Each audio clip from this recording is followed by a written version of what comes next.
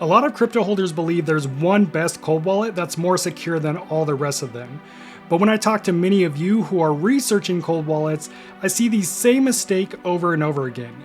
You're focusing on the wrong things. So today I'm going to show you the exact system used by one of the world's most respected crypto educators to determine what is and isn't a secure crypto setup. This whole approach comes from Andreas Antonopoulos, a leading advocate for Bitcoin and blockchain technology and a former cybersecurity consultant who's been teaching crypto fundamentals for over a decade. I'll show you how to apply his expertise to your own setup, what common advice gets wrong, and how to avoid unnecessary risk. Because if you're choosing a hardware wallet solely based on which one has the most security features, it only takes one misunderstood feature, one misplaced seed phrase, or one user error to lose everything.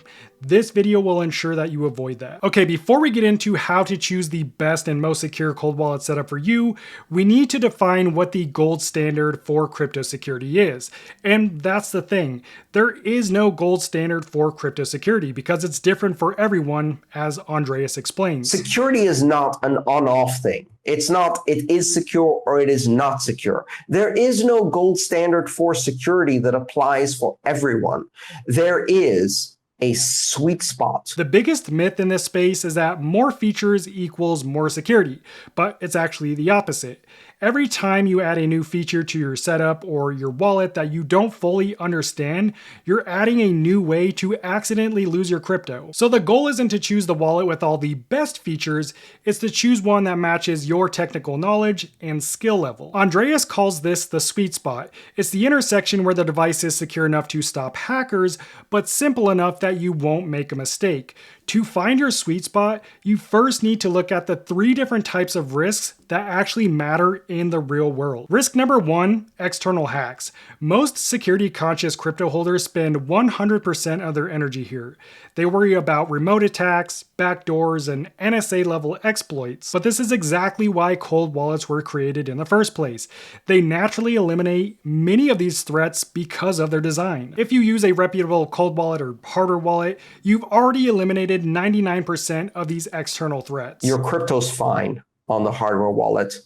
It won't get hacked. It's not more likely to be hacked now than it was any time in the past.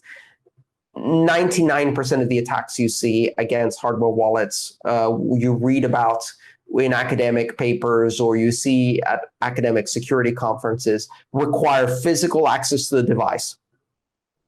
And even then, they don't work if you've updated your firmware correctly. So instead of obsessing over whether a wallet is air-gapped or not, or what one influencer says over another, focus on the basics first. If a wallet stores your keys offline away from internet-connected devices, it's already doing its job by removing your keys from those external threats.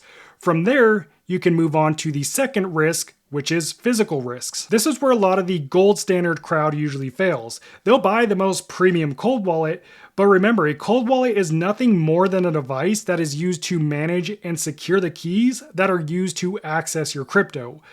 The real question is, how are you securing a physical copy of those keys? Physical risk can't be ignored. The California fires are a perfect example of how tragedy can strike at any moment. So if your seed phrase is written down on a piece of paper and stuffed in your closest desk drawer, you're not secure.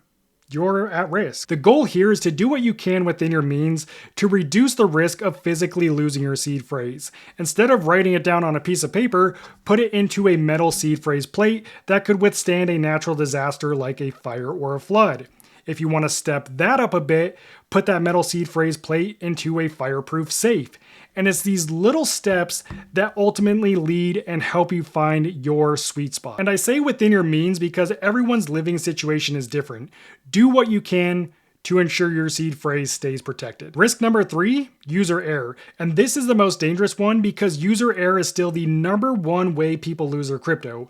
And user error includes things like sending crypto to the wrong blockchain network, using cold wallet features you don't fully understand, giving your seed phrase to scammers, unknowingly signing malicious transaction approvals, and so on. If you can't explain your crypto security setup to your spouse or your best friend who maybe doesn't know anything about crypto, it's too complex. Or, in other words, your own lack of technical expertise and your overambition and execution is going to cause you to lose your crypto, not some nefarious hacker. So if the gold standard of crypto security is a myth and there's no best cold wallet, then how do you actually secure your crypto? How do you find your own sweet spot? First off, don't jump straight into the most complex setup, and a cold wallet is not a complex setup by any mean. We all start with the same base knowledge. And the only reason I'm saying this is because a lot of people on this channel have told me that they're scared of using a cold wallet because they don't want to make a mistake and lose their crypto. So instead, they settle for a less than optimal option that isn't even real crypto storage, and that is keeping their crypto on a centralized exchange like Coinbase. The fact of the matter is, for 99% of crypto holders, a cold wallet is the most simple, most secure solution to protect your crypto. Hardware wallets with paper backups, properly secured with a passphrase, are very effective. They're easy to do for most people. And if you follow the instructions and don't try to improvise, don't try to do things like cutting up your seed into groups of words and sprinkling them in different locations. Don't try to use overly complex passphrases or take the words, put them in a file, encrypt that file with PGP, store it on Drop, and none of that. Old-fashioned, low-tech, paper, pencil, protection from water, protection from fire, multiple redundant copies, second factor passphrase. That is achievable by most people. That said, I've broken down Andreas's instructions into 3 simple steps I'm calling the sweet spot system. The goal of this system is simple: secure your crypto so you can manage it with confidence. That's it. It's that simple. Step number 1, get a cold wallet. Not the best one or the one with the most security features, but one that matches your experience level. Now, this can be overwhelming at first, especially if you're new to cold wallets, because you don't know what you don't know. But I'll let you in on a little secret. I've used more than 30 different cold wallets over the past 6 years, and they all really do the same core thing. They store your keys offline in a secure environment. That's the point of a cold wallet. That said, there are 2 deal breakers that you must check before choosing a cold wallet. If you skip these deal breakers, you could end up with a wallet that won't work for you. Deal breaker number 1 is network and coin support. Does it support the cryptocurrencies and blockchain networks that you currently hold or plan to hold in the future? If it doesn't, then you won't be able to manage your crypto using that wallet. You can easily check what coins and networks a wallet supports by looking at the manufacturer's website. Generally, it will be listed under the coin support or asset support tab. Deal breaker number 2 is device compatibility. Will your wallet work with your phone or computer that you have at home? And which device do you prefer to use? Personally, I like to use my phone to manage my cold wallet. Other people like using their desktop computer, and some people like using both their phone and their computer. They like having the option. So you need to determine which method is best for you. This information can also be found on the wallet's product page. Only after checking these 2 deal breakers should you move on to the finer details. Things like, how does the setup work?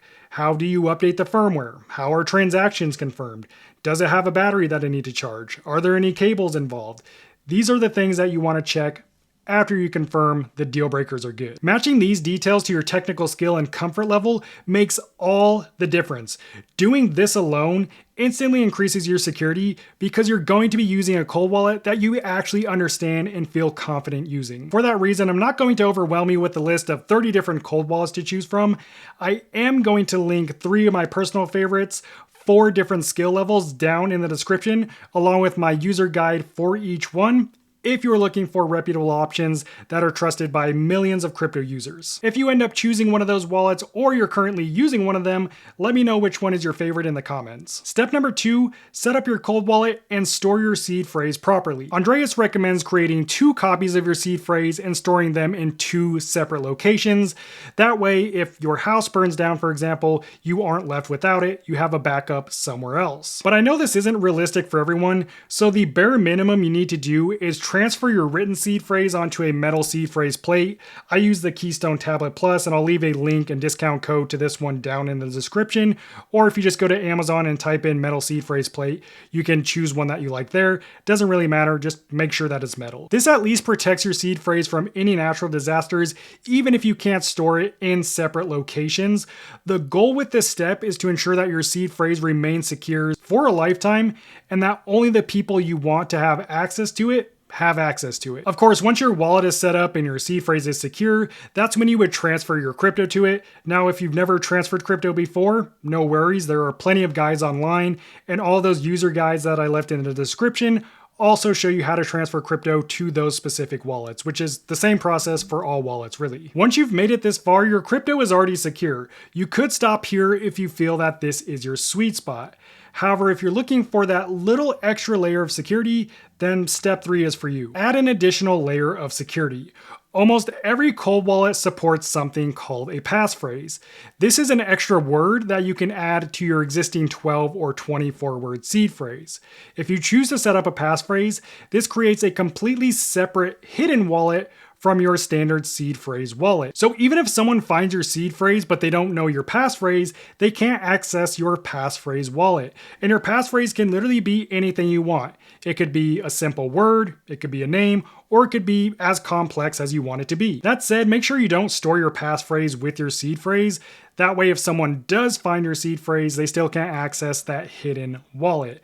I will say though, if you are passing on your crypto to someone and you're using a passphrase, make sure they know where to access that passphrase and that they need both the seed phrase and the passphrase combined to access that specific hidden wallet. At the end of the day though, crypto security isn't about buying the most expensive cold wallet or the one with the most security features, although some features can add additional security as long as you understand how they work and the risks in using them. But first and foremost, it's about being honest with yourself about your own technical limitations and risk factors. The biggest risk you face is losing your crypto because you didn't properly back up your hardware wallet, or because you tried to follow a set of instructions that started with obtain the Unobtainium Linux distribution and install on an air-gapped Faraday cage protected supercomputer in an underground bunker, and you went hands up and put your money on Coinbase. In other words, a basic setup that you feel confident using